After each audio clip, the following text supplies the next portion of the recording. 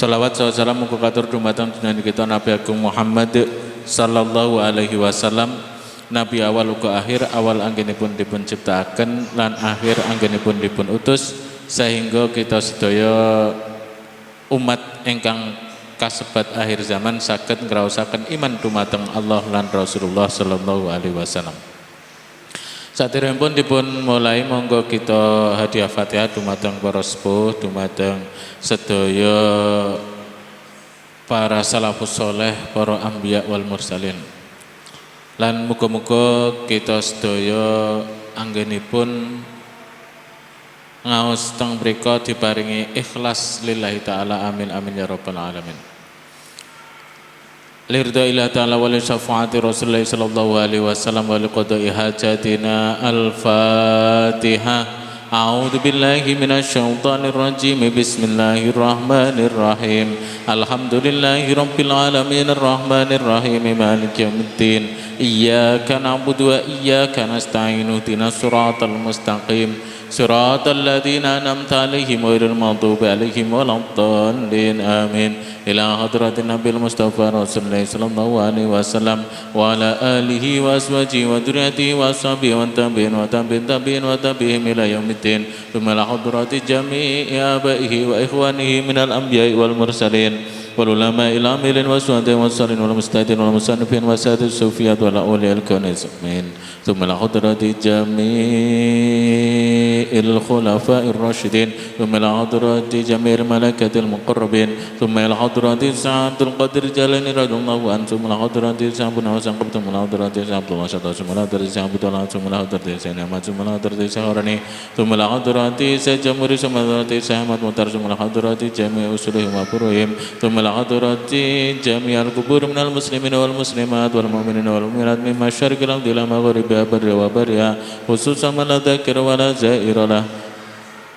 Wa nakhusu khususan ila hadrati jami'al quburina syai'ulillahi lana wa lahumul Fatihah. A'udzu billahi minasy syaithanir rajim. Bismillahirrahmanirrahim. Alhamdulillahi rabbil alamin arrahmanir rahim maliki yaumiddin. Iyyaka na'budu wa iyyaka nasta'in. Ihdinas siratal mustaqim. Siratal ladzina an'amta 'alaihim ghairil maghdubi 'alaihim waladdallin. Amin. Wa nakhusu khususan ila hadrati Salim bin Samir al-Hudrami summa hadrati Sanawi al-Bandani.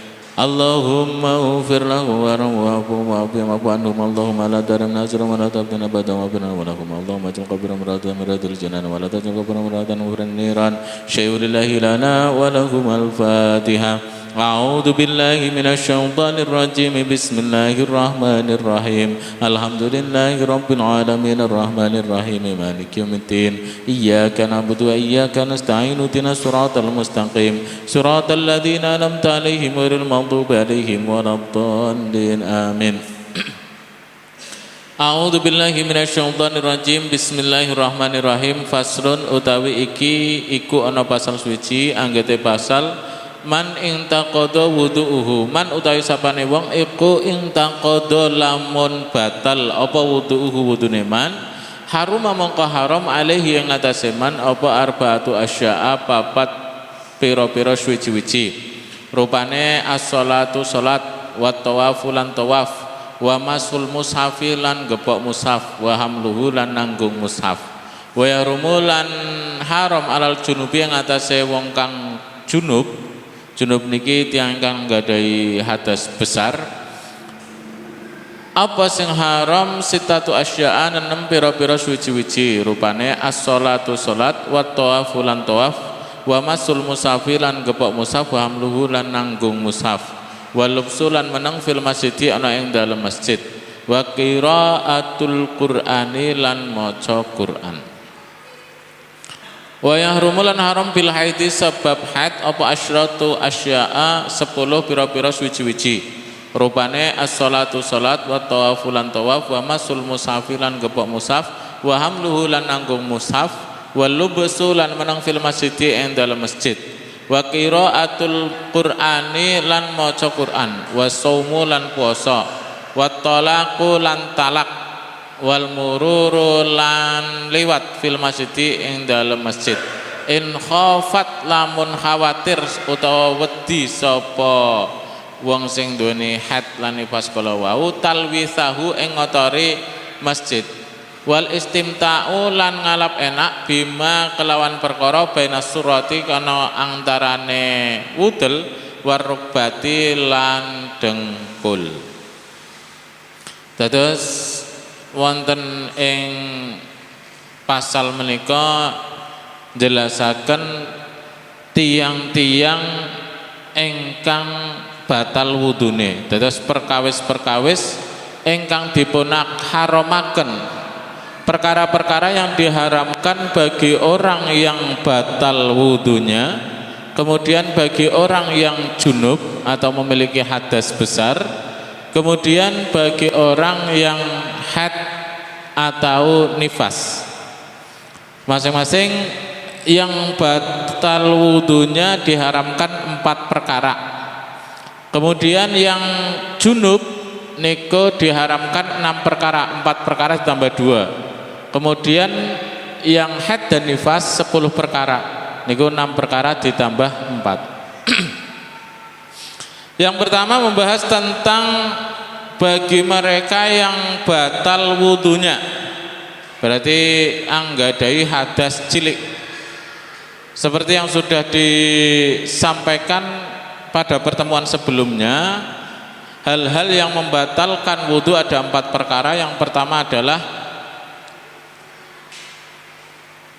metune suwiji-wiji, keluarnya segala sesuatu dari jalur depan maupun belakang kecuali mani. Yang kedua niku senggolan baik sengaja maupun tidak, bertemunya 2 kulit laki-laki dan perempuan yang sudah gede, kemudian ajnabi berarti bukan mahram. Kemudian yang ketiga yaitu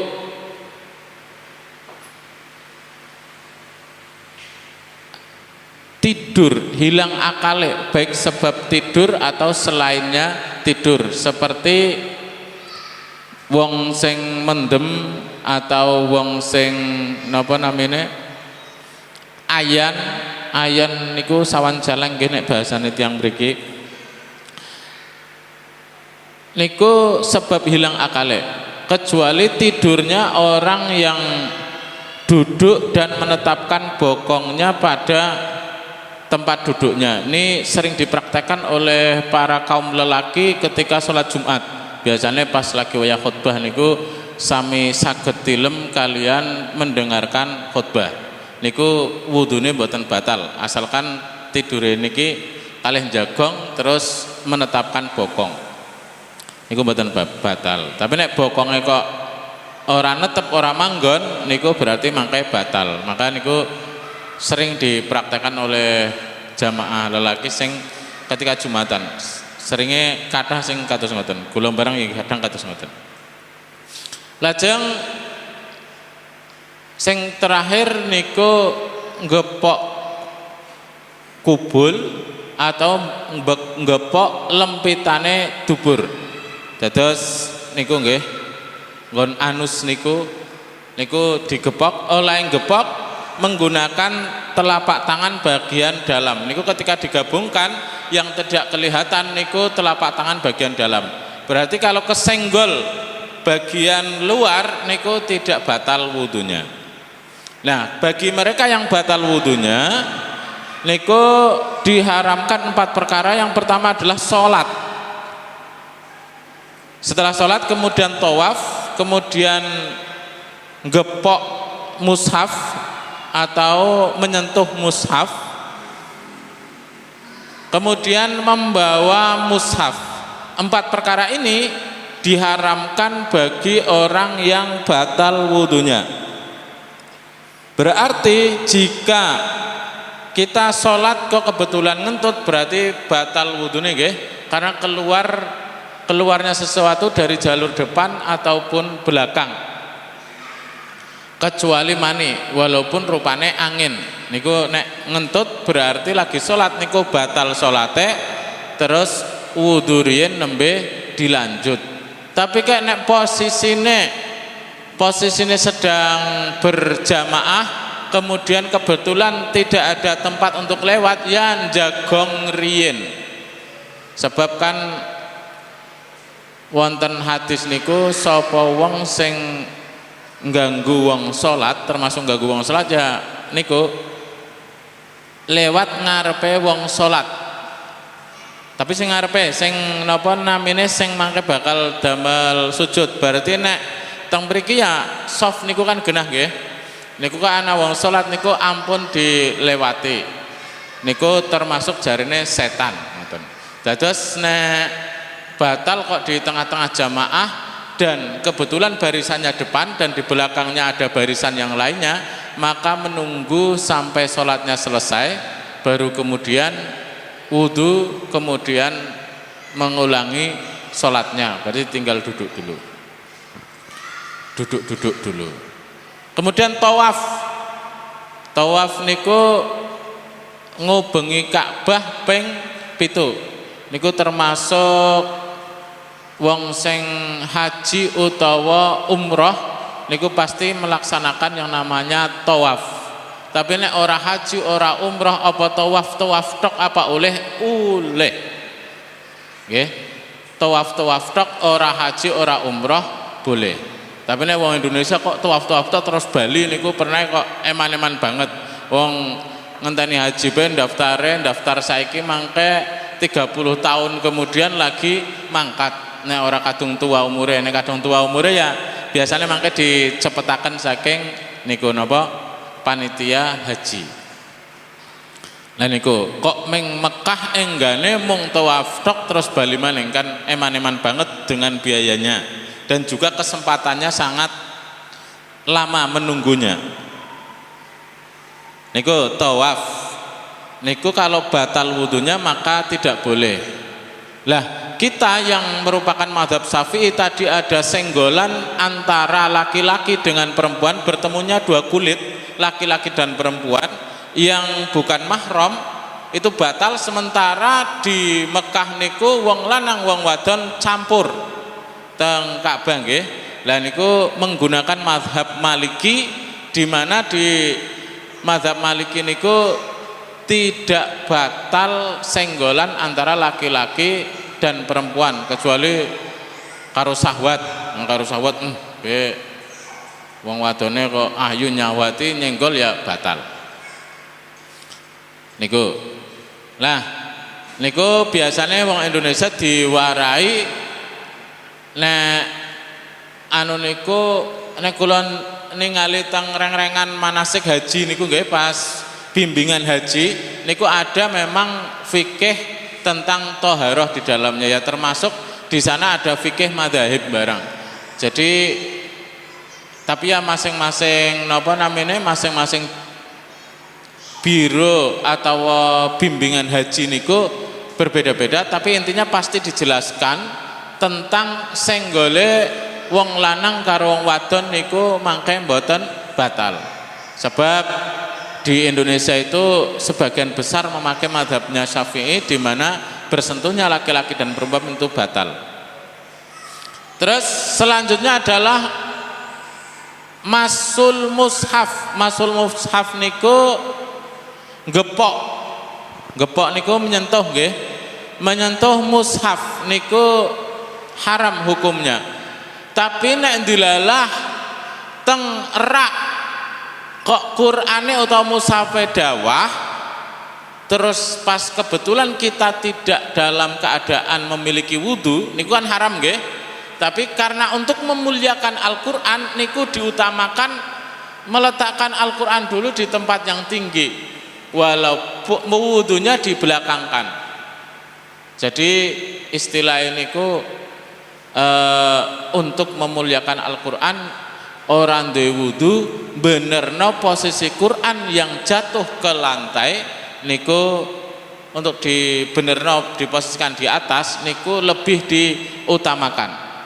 Terus aja ngenteni wudu dhisik, dadi ngenteni wudu dhisik ya mangke Qur'ane kesuwen oleh manggon nang panggonan sing ngandhap. Tapi niate niku nggih, niate mengutamakan memuliakan Al-Qur'an, diposisikan di atas, tidak di bawah. Niku carane bahasane teng keadaan darurat. Tapi nek ora keadaan darurat kok iseng-iseng misalkan nge-make Al-Qur'an dalam keadaan tidak memiliki wudu, maka niku hukumnya haram. Kemudian selanjutnya adalah membawa mushaf. Wong nyenggol bae, ngepok utawa memegang saja tidak boleh, apalagi membawa. Nah niku membawa mushaf tidak boleh ketika dalam keadaan tidak memiliki wudu. Niku haram hukumnya membawa mushaf. Lah termasuk mushaf niku tidak hanya Al-Qur'an sak gluntung niku nggih, yang dalam bentuk buku niku tidak, tetapi misalkan ada selembar kertas dan kertas itu tulisannya adalah ayat Al-Qur'an, misalkan kertas tulisannya surat Kulhu, surat Al-Ikhlas nggih. Qul huwallahu ahad, Allahus samad, lam yalid wa lam yulad wa lam yakul lahu kufuwan ahad. Niku selembar kertas niku maka termasuk dalam kriteria mushaf. Maka ketika mau memegang harus dalam keadaan suci. Tapi kemudian ada pendapat yang menyatakan bahwasanya bagaimana dengan terjemahan. Terjemahan niku juga termasuk mushaf. Jadi termasuk harus menyentuhnya dengan keadaan suci. Beda lagi ketika tafsir. Tafsir itu pun jika Al-Qur'an dan tafsirnya niku sama utawa lebih banyak Al-Qur'ane, kaya to misalkan tafsir Jalalain niku kan tafsirannya singkat nggih. Niku berarti kedah wudu riyen menawi badhe ngaos tafsir Jalalain atau menyentuh tafsir Jalalain. Tetapi jika lebih banyak tafsirannya daripada Al-Qur'annya, maka itu sebagian ulama memperbolehkan untuk menyentuhnya walaupun tidak dalam keadaan memiliki wudu. Niku catatan-catatan. Terus napa namine nek Al-Qur'an terjemah niku berarti tetap tidak boleh dipegang dalam keadaan tidak memiliki wudu. Tapi kecuali darurat seperti tadi ya, Qur'annya jatuh. Napa malih kok meletakkan Al-Qur'an sengaja diletakkan di bawah. Niku sampun ngantos kados ngoten niku. Jadi memang saya sering melihat fenomena-fenomena di mana orang itu kurang memuliakan Al-Qur'an. Misalkan nang forum-forum tertentu niku Al-Qur'an tidak diletakkan di posisi atas, tetapi malah diletakkan yang nggon bawah. Kan posisi napa niki jagongan ngoten niki. Jadi paling tidak posisinya niku di atas mriki utawa ana toples apa ana napa namanya? Ana tempat-tempat apa diletakkan di situlah, yang penting mandan posisinya tinggi, tidak sama sekali diletakkan di lantai kados ngoten niki, sampun ngantos kados ngoten. Jadi kita dalam rangka memuliakan Al-Qur'an, maka jangan sampai kita sampai menghinakan Al-Qur'an dengan meletakkannya di lantai kados ngoten. Maka letakkanlah di posisi yang agak tinggi. Nek paling tidak ya nek dong misalkan lagi posisi nyantai kados ngeten niki, posisi jagongan maksudnya nggih, tapi tidak ada meja, paling tidak diletakkan di atas pupu. Terus ngeten, pupu nek wong kene ya, napa niku? Niki paha, di atas paha. Kok bukan darani pupu ayam, malah nanti darani pupu. Diletakkan di atas paha, paling tidak seperti itu. Kemudian bagi orang yang junub itu diharamkan 6 perkara. 4 perkara yang sudah dijelaskan dan diharamkan bagi orang yang wudu, ditambah 2 yaitu al-lubsu fil masjid wa qiraatul Qur'an, yaitu berdiam di masjid dan membaca Al-Qur'an. Maka berarti ada 6: sholat, tawaf, memegang mushaf, kemudian membawa mushaf, kemudian ditambah 2 yaitu diam di masjid serta membaca Al-Qur'an. Itu bagi orang yang junub tidak boleh. Lah membaca niku termasuk membaca adalah bil ghaib. Nek bahasane wong kene apalan. Tapi niku termasuk membaca.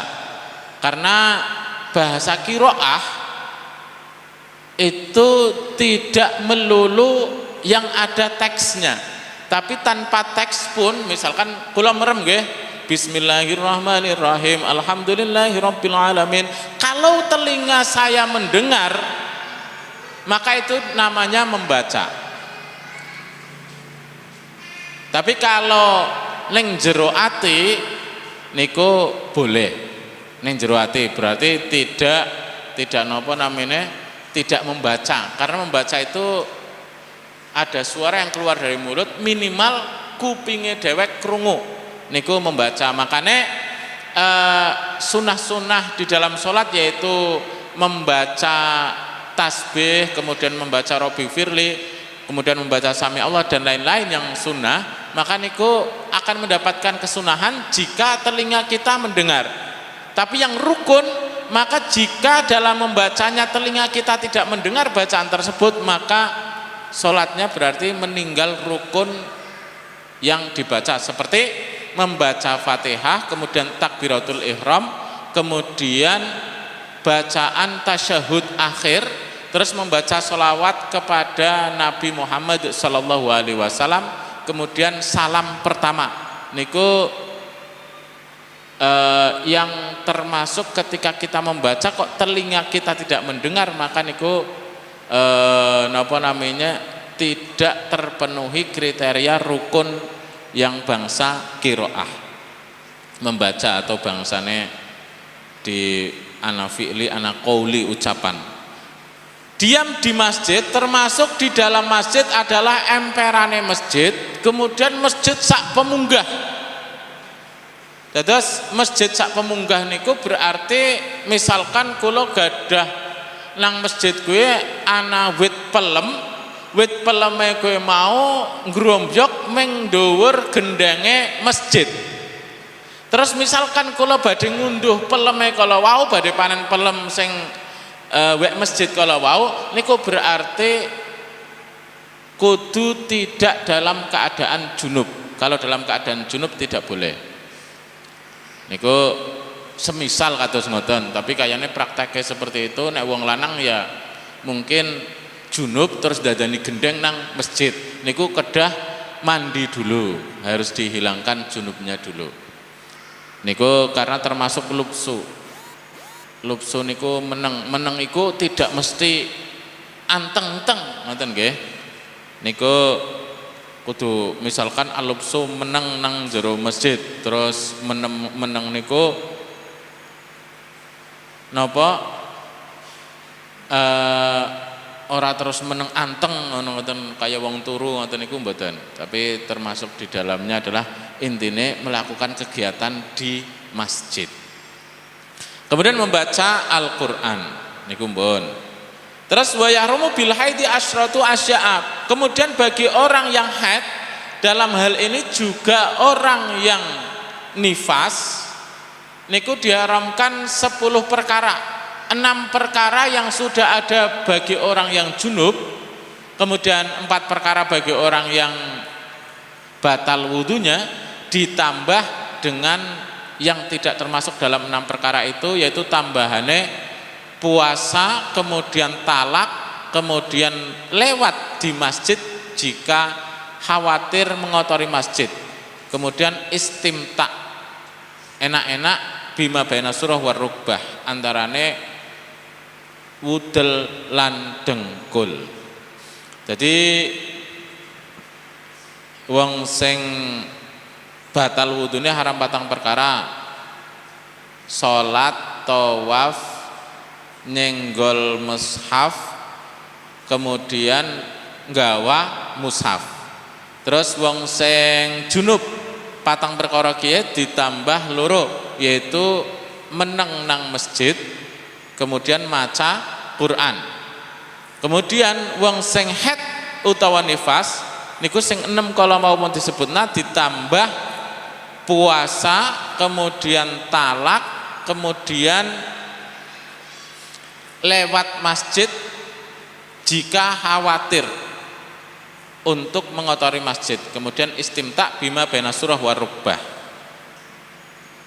Tambahan yang berikutnya adalah puasa. Maka bagi orang yang haid dan nifas itu haram puasa, dan ketika memaksa puasa tidak hanya haram juga tidak sah. Tidak hanya haram tetapi juga tidak sah. Kemudian kalau sholat orang yang haid dan nifas itu tidak mengodoni sholatnya karena haram sholat, tapi kalau puasa walaupun haram puasa niku tetap ngodoni puasa, tapi di lain hari ketika dalam keadaan suci. Kemudian yang selanjutnya adalah talak. Talak niku cerai nggih, niku haram. Jadi kenapa talak iku diharamkan?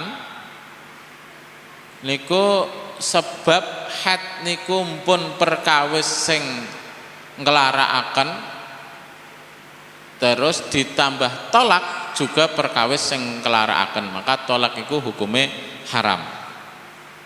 Niku salah satu hikmah diharamkannya talak bagi orang yang haid maupun nifas. Kemudian selanjutnya adalah lewat masjid. Lewat masjid tidak boleh jika khawatir ngotori masjid. Sing jenenge wong khawatir atau wong wedi iku urung mesti sing diwedeni kuwi terjadi. Contoh zaman sakniki kan empun wonten pembalut nggih.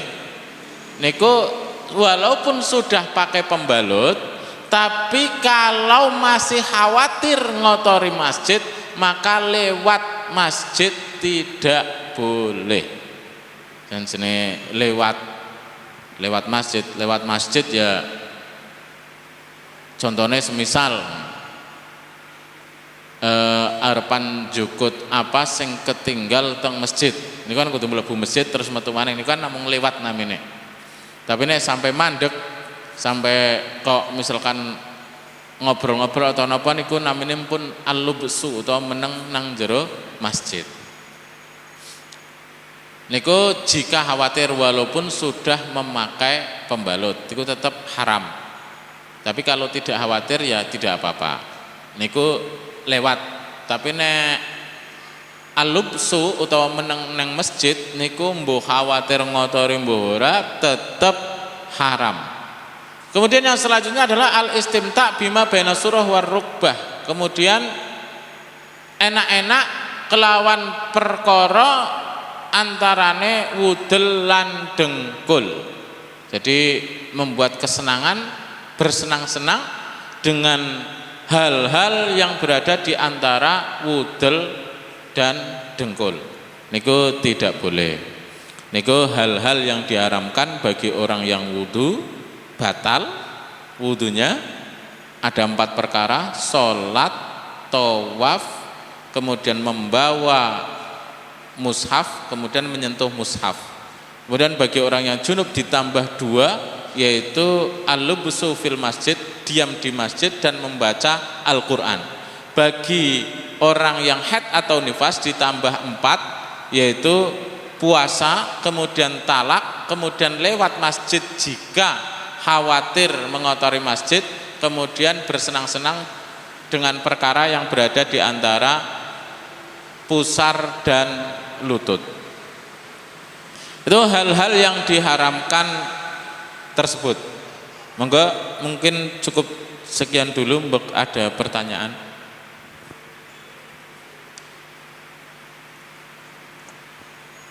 Oke.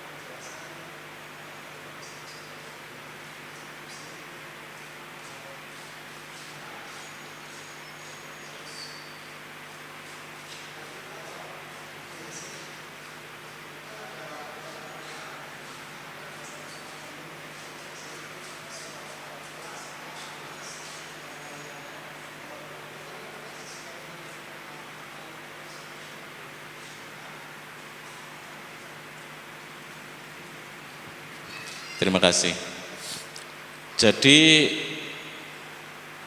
pertama yang diperbolehkan itu asalkan tafsirnya atau penjelasannya lebih banyak.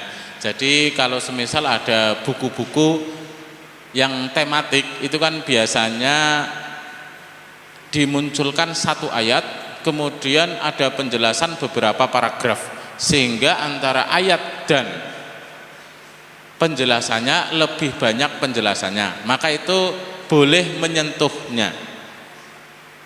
Niku termasuk kriteria boleh. Kemudian yang selanjutnya adalah buku Yasin di sini seperti yang biasa kita baca atau kita bawa ketika kumpulan bareng-bareng atau dewekan, ketika ana majmu' latif atau majmu' syarif atau Yasin yang ada orang meninggal kemudian diberi buku Yasin itu biasanya isinya adalah Al-Qur'an. Kemudian kalau yang versi lengkap nggih, misalkan versi lengkap niku Yasin Arab, kemudian Yasin transliterasi, jadi Yasin wal Qur'anil Hakim tapi pakai tulisan bahasa Indonesia. Yasin wal Qur'anil Hakim tulisannya Latin. Kemudian terjemah. Nah sementara niki ketiga-tiganya niku termasuk Quran kabeh. Jadi itu tidak boleh disentuh. Kemudian misalkan ada dalam majmu' itu ada sedikit penjelasan tapi lebih banyak Al-Qur'annya secara umume nggih sing wis umum. Sing wis umum niku masuk kriteria mushaf, maka ketika menyentuh atau membawanya niku keadaan wudu. Jadi misalkan napa kan ana sing kena dilebokno sak nggih sing alit. Lah niku berarti ketika dibawa kemana-mana dalam keadaan wudu. Nek batal nang dalan kepriwe ya wis kadung ning sak ya mlaku ndesen golet panggonan wudu aja terus Qur'ane malah dibuang. Dados kados ngoten nggih. Jangankan dibuang, wong kita melihat Quran jatuh niku mawon dalam keadaan tidak memiliki wudu, niku kita diutamakan untuk menyelamatkan Al-Quran dulu di posisi yang tinggi. Pemalahan batal yang tengah jalan terus dilemparno apa digledakno ndesit. Tapi niku kita tahu sendirilah posisinya, hati kita itu bisa menilai yang baik itu bagaimana dalam keadaan seperti apa. Niku hati nurani kita, hati kecil kita bisa menilai. Jadi kita niku diwarai teng para ulama, jika kita tidak memahami Al-Quran dan hadis secara menyeluruh, maka gunakanlah hati nurani. Jadi untuk perkara salah dan benar Allah karo apik niku gunakanlah hati nurani. Karena hati nurani niku ketika perkara ora bener niku hati nurani kita merasa gelisah. Beda lagi ketika orang itu hati nuraninya sudah terlalu keruh, sehingga hatinya sudah terlalu keruh. Nek bahasane wong kene niku wis kadung atos. Dadine ora krungu atine dewek. Hati nuranine niku beda lagi ceritanya. Tapi ketika kita tidak tahu terus durung sempet takon, jelas pas lagi nang dalan mak bedunduk terjadi sesuatu, niku tanyakan hati nurani. Tapi setelah itu baru ditanyakan kepada yang tahu hukumnya. Mungkin seperti itu. Monggo, Pak. Nggih.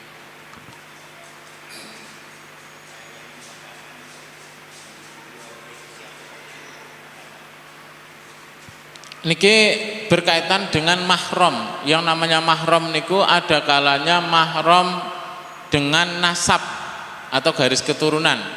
Mahram dengan nasab niku ke atas ngasih sapole saanane wong sing isih urip, terus ke bawah ngasih tekan saanane wong sing isih urip.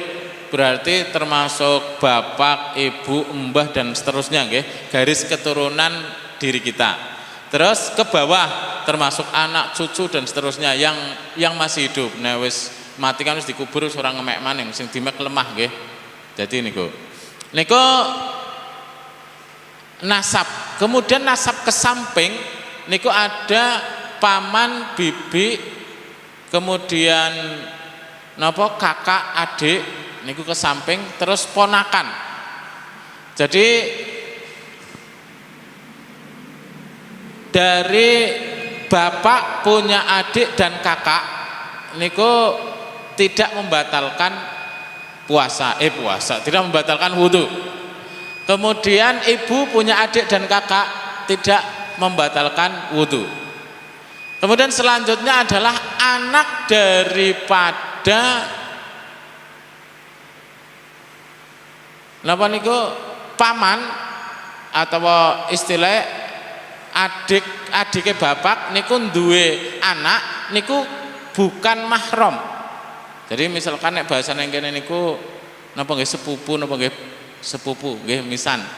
Terus misalkan kula nikahi anake lilike niku angsal, tapi harus ditelusuri dulu.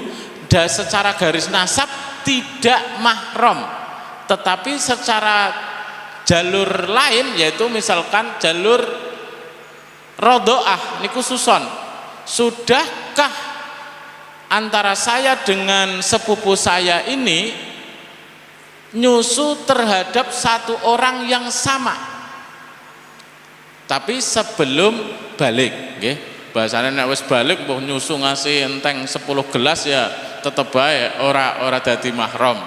Tapi nek niku catatane sebelum balik telung sedotane bocah cilik lah.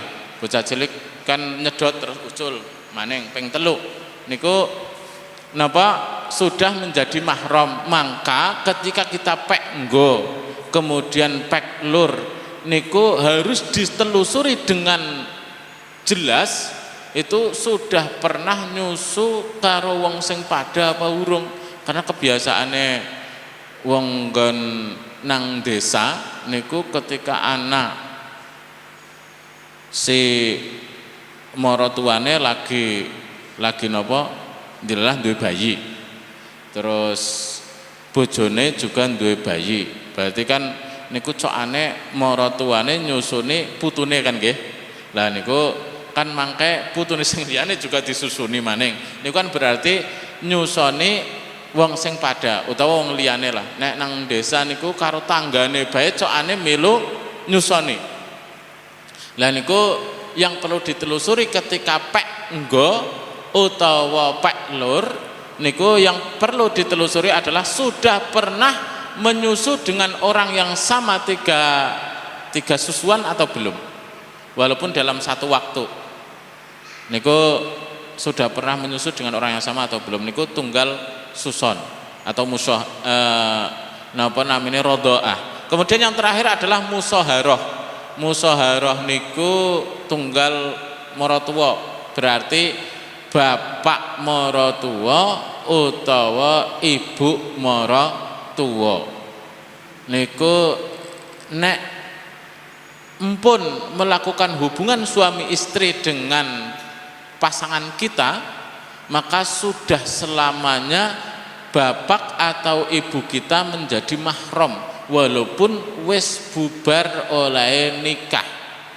Niku selamanya menjadi mahram, niku tidak bisa diganti. Tapi nek sedulure napa niku sedulure atau adine utawa yayune bojone niku tidak boleh dinikahi karena tidak boleh menikahi dua orang kakak beradik dalam satu waktu. Tapi nek misalkan wis cerai karo yayune utawa ditinggal mati yayune terus nikah karo adine niku boleh. Jadi kados ngoten. Maka niku ada 3 hal itu, ada nasab, kemudian suson, kemudian musaharah. Oke. Niku berkaitan dengan yang membatalkan wudhu dengan senggolan yang termasuk mahram itu. Maka selain yang disebutkan tadi niku membatalkan wudhu termasuk karo anake yayune tapi sing wudu sedarah. Contoh, kula kan nikah kalih bojoku, terus bojoku kan duwe yayu yu ani lah nggih. Terus yu ani kan gadah putri. Lah niku putrine sing nggolen kali kula niku batal. Karena bukan langsung dari saya, dari istri saya.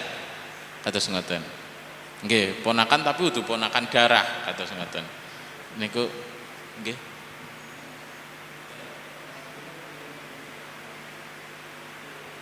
Nggih, mantu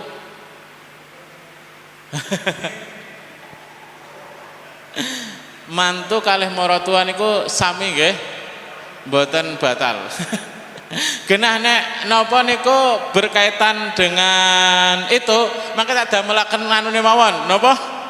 Skemane nggih, ben gadah kertase terus mangke dideleng oh iki nyong batal apa ora karo kae iki batal apa ora kados ngoten. Maka tak damelaken skemane mawon, makanya minggu depan kula napa sukani fotokopiane soalnya nek dijelasno makanya bingung nggih. Oh. Ya wong kula mawon niku ngapalane nggih mandan dangu. Dadi ya patos nek bingung. Nggih, niku mahram. Nggih, mangke tak rondongah nggih.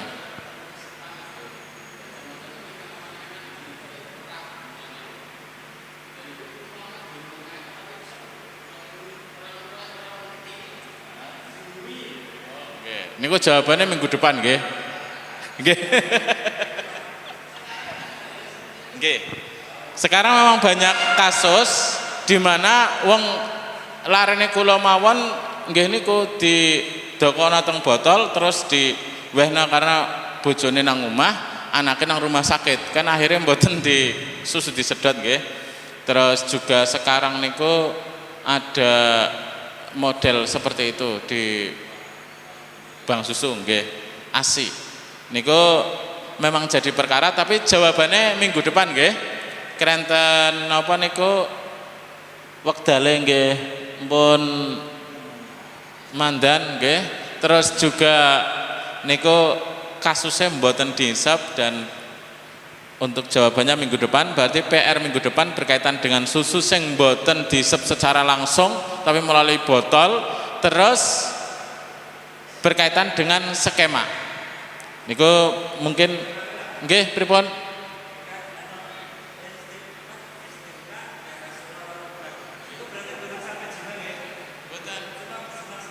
Nggih, bersenang-senang dia mboten sampai jima. Niku nggih puasa. Tapi nek sak liyane niku angsal. Nggih. Nggih niku mboten angsal. Nggih. Ben asuruh waruban niku. Ya dengkul tekan modal. Berarti saliyane kowe kena. Oh.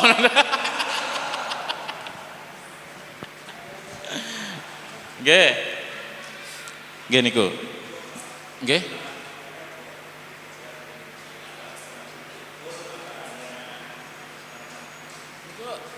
Jangankan sampai duhul, jangan sampai memasukkan nggih. Wong ukur misalkan ngemek ngono lho, cara niki ngalap enak-enak istimtak, seneng ngono lho. Apa istilahnya kowe cara niki mukadimah ngono tok kowe ora oleh nek antarane dengkul kalih wudel. Tapi nek sak liyane niku angsal.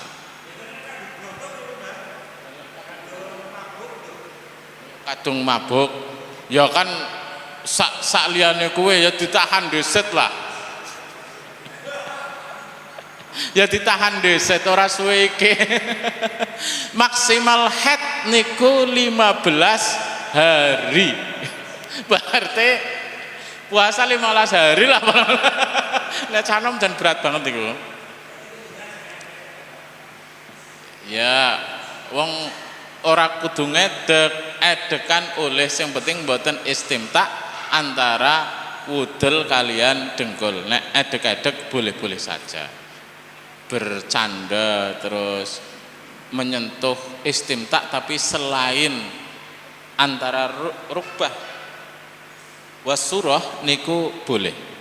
Jadi tetap masih ada cara lah, kepriwe carane lenga kali monggo niku dipikir dewek-dewek. Mungkin cukup sekian nggih.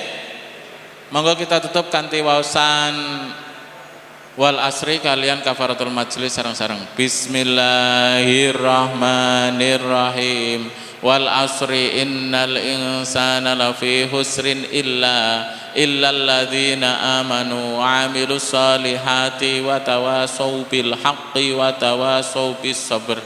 Subhanakallahumma wa bihamdika asyhadu an la ilaha illa anta astaghfiruka wa atubu ilaik. Akhirul kalam wallahul muwaffiq ila aqwamit thoriq. Assalamualaikum warahmatullahi wabarakatuh.